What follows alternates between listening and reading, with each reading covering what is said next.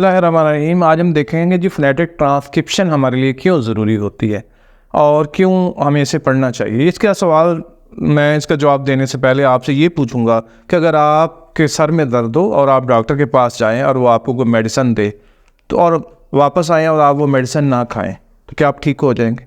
नहीं होंगे, आपका ये जवाब होगा। तो बिल्कुल इसी तरीके से ही कि वो चीज़ें जो प्रोनाउंसिएशन के हवाले से डील करती हैं ये तमाम अच्छी डिक्शनरीज में भी लिखी हुई होती हैं और आपकी टेक्स्ट बुक्स में भी लिखी हुई होती हैं, लेकिन मसला ये है कि हम उनको यूज़ ही नहीं करते और जब यूज़ नहीं करेंगे तो यकीनी तौर पर वो बातें हमारी समझ में नहीं आएंगी।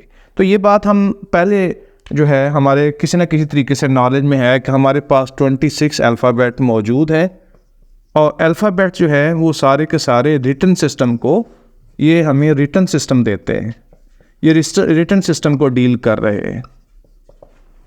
इनका प्रोनाउंसिएशन से कोई लेना देना नहीं है, यानी कि हमारे पास जो 26 अल्फ़ाबेट है वो रिटन सिस्टम को डील कर रहे हैं, उसका फोनेटिक सिस्टम से कोई लेना देना नहीं है। कैसे, मैं आपको बता देता हूँ। मिसाल के तौर पर CAT अगर हम इधर लिखें तो इसे हमने यहाँ पे देखें वॉल कौन सा लिखा है A और हम इसे पढ़ते हैं कैट।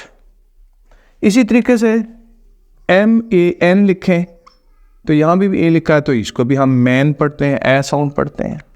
लेकिन आप ये देखें कि अगर हम CALL लिखें तो आप कॉल पढ़ेंगे, इसे कैल पढ़ना चाहिए। फिर इसी तरीके से आप देखें कि FATHER फादर लॉन्ग आ साउंड पढ़ ली हमने, तो आप देखें इन सब में आ ही यूज़ हो रहा है, यानी अल्फ़ाबेट एक ही आ रहा है, ए ही आ रहा है और साउंड बदलती जा रही है। तो पढ़ने वाले को कैसे पता चलेगा कि ये अल्फ़ाबेट जो कि रिटन सिस्टम है वो सब में एक ही अल्फ़ाबेट दे रहा है, जबकि हर जगह जो साउंड है वो डिफरेंट पढ़ी जा रही है।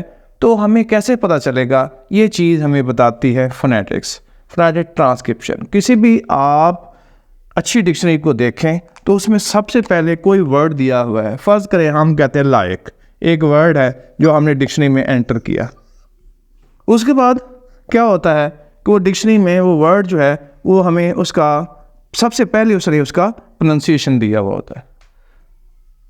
प्रोनाउंसिएशन दिया होता है इस तरह की इंग्लिश में, और हम आप समझते हैं कि पता नहीं उल्टी पुल्टी कोई इंग्लिश आगे लिखी हुई थी और उसके बाद लाइक का मतलब आगे उसकी डेफिनेशन यानी उसकी वो जो है मीनिंग देने शुरू कर देगा, उसके बाद जो है उसके यूजेज देने शुरू कर देगा, बाकी सारी डिटेल बाद में आएगी, लेकिन सबसे पहले इसका प्रोनाउंसिएशन लिखा हुआ होगा।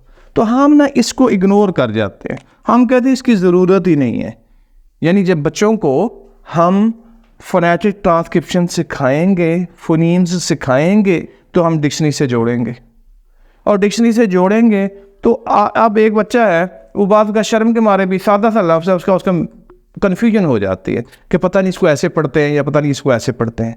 तो हर दफ़ा तो किसी से पूछने नहीं जाएगा, वो ये भी चाहता है कि यार वो सिस्टम मुझे पता चल जाए, तो लिहाजा जब भी मुझे परेशानी हुआ करेगी ना तो मैं डिक्शनरी को कंसल्ट करूँगा, खोलूँगा, उसमें से देख लूँगा कि ये वर्ड कैसे पढ़ते हैं, ये वर्ड कैसे पढ़ते हैं, या पढ़ते पढ़ते अचानक उस पर डिस्कवरी होती है कि ये वर्ड इतने सालों से मैं इस तरह पढ़ रहा हूँ लेकिन मैंने डिक्शनरी में तो कभी नहीं देखा इसको। देख के देखते हैं क्या इसका प्रोनाउंसिएशन इसी तरह ही है जिस तरह मैं बात कर रहा हूँ।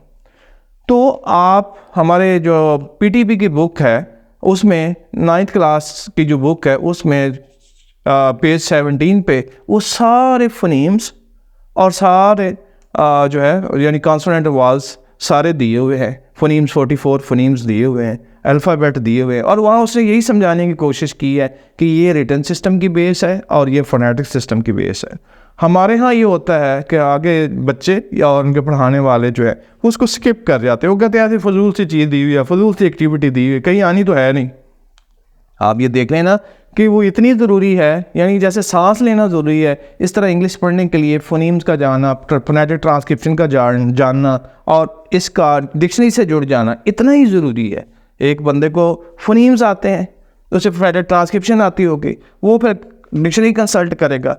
अब जिसको ये वाली लैंग्वेज आती है जिसको फोनेटिक ट्रांसक्रिप्शन कहते हैं, तो वो ये बताएगा कि ये प्रोनाउंसिएशन क्या लिखा हुआ है।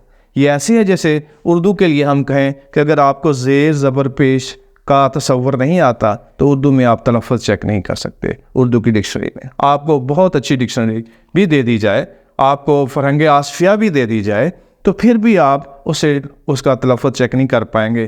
क्यों नहीं चेक कर पाएंगे? क्योंकि आपको ज़बर ज़ेर पेश शद मद इसका तसव्वुर नहीं आता। तो बिल्कुल जिस तरह उस तसव्वुर को जानना ज़रूरी है तलफ़्फ़ुज़ के लिए, इस तरह यहाँ पे फ़ोनेटिक ट्रांसक्रिप्शन को जानना ज़रूरी है। अगर आप इस काबिल बनाना चाहते हैं अपने स्टूडेंट्स को, या ख़ुद बनना चाहते हैं कि वो कंसल्ट कर सके किसी भी डिक्शनरी में किसी भी वक्त किसी भी वर्ड को। Thank you.